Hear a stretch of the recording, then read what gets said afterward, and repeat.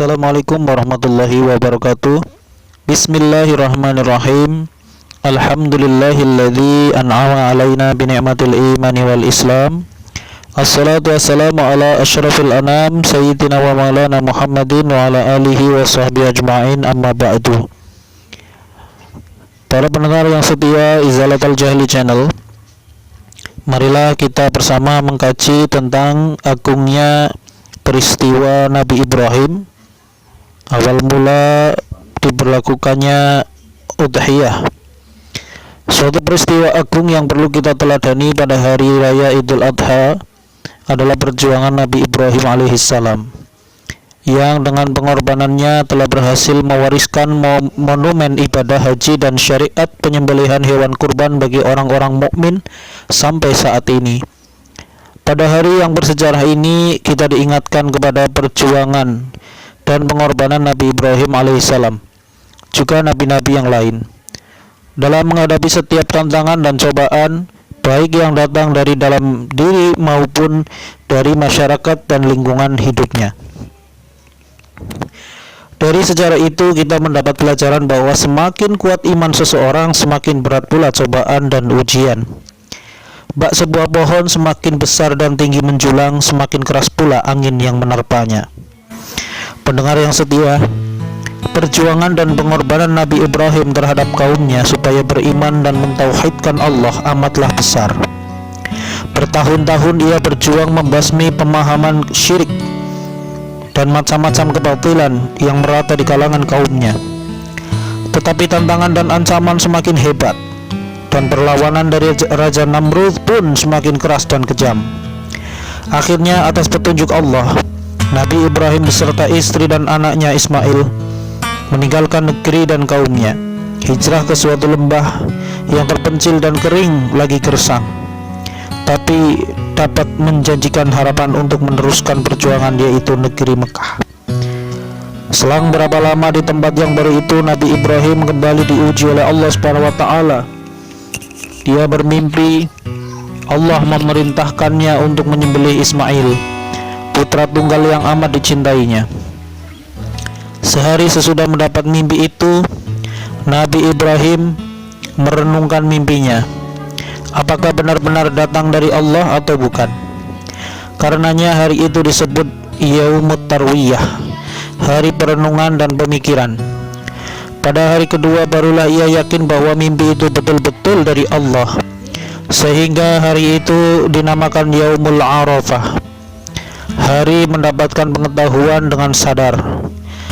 Dan akhirnya pada hari ketiga Nabi Ibrahim mengambil keputusan dengan keyakinan bulat, yang hari itu dikenal dengan Yaumun Nahar, yaitu hari melaksanakan penyembelihan.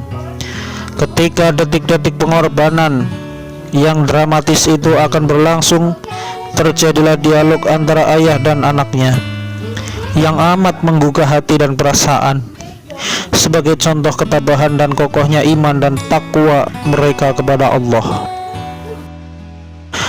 Bismillahirrahmanirrahim. Qala ya bunayya inni ara fil manami anni adbahuka fanzur madza tara. Qala ya abati fa'al ma tu'mar satajiduni insya'allahu minas sabirin. Ibrahim berkata, "Hai anakku, sungguh aku melihat dalam mimpi bahwa aku menyembelihmu, maka pikirkanlah apa pendapatmu."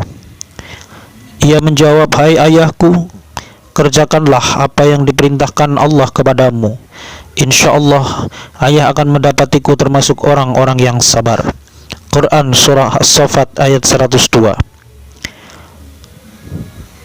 Begitu mengharukan proses pengorbanan itu, terlebih lagi ketika Ismail dengan penuh tawakal memohon kepada Allah seraya berkata kepada ayahnya, "Wahai ayah, ikatlah kaki dan tangan saya kuat-kuat, agar gelepar tubuh saya tidak membuat ayah bimbang. Telungkupkan tubuh saya sehingga muka menghadap ke tanah, supaya ayah tidak melihat wajah saya. Ayah, jagalah darahku, jangan sampai memerciki pakaian ayah karena bisa menyebabkan perasaan iba, sehingga akan mengurangi pahala. Dan asahlah pisau itu tajam-tajam, agar penyembelihan berjalan dengan lancar. Wahai ayah, baru saja baju saya yang berlumur darah nanti bawalah pulang dan serahkan kepada ibu dan sampaikanlah salamku kepada ibu. Semoga beliau bersabar menerima ujian ini. Allah Subhanahu wa taala berfirman di dalam surah As-Saffat ayat 103 sampai 106. فَلَمَّا أَسْلَمَ وَتَلَّهُ لِلْجَبِينِ وَنَادَيْنَاهُ أَن يَا إِبْرَاهِيمُ قَدْ صَدَّقْتَ الرُّؤْيَا إِنَّا كَذَلِكَ نَجْزِي الْمُحْسِنِينَ إِنَّ هَذَا لَهُوَ الْبَلَاءُ الْمُبِينُ.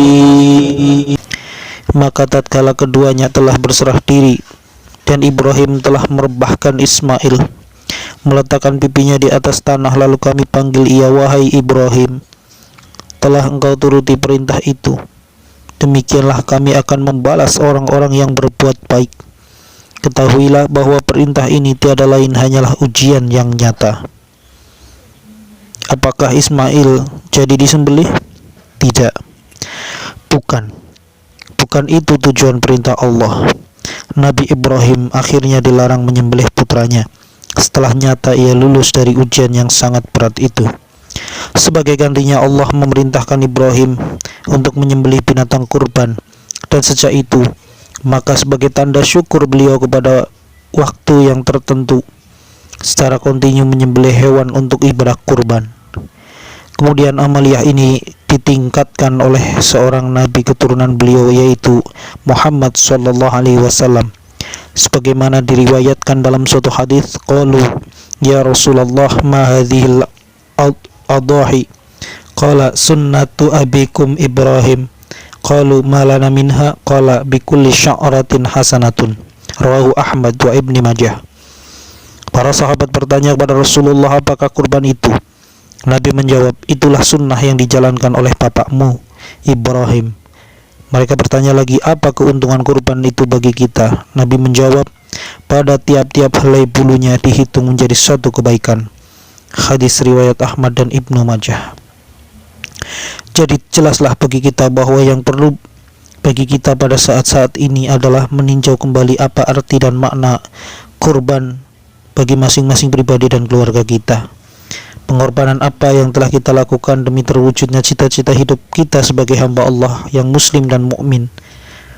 Islam menuntut bukti, perjuangan dan pengorbanan dari setiap pengikutnya. Lihatlah kehidupan para nabi dan rasul, para sahabat nabi, syuhada, mujahidin, sholihin.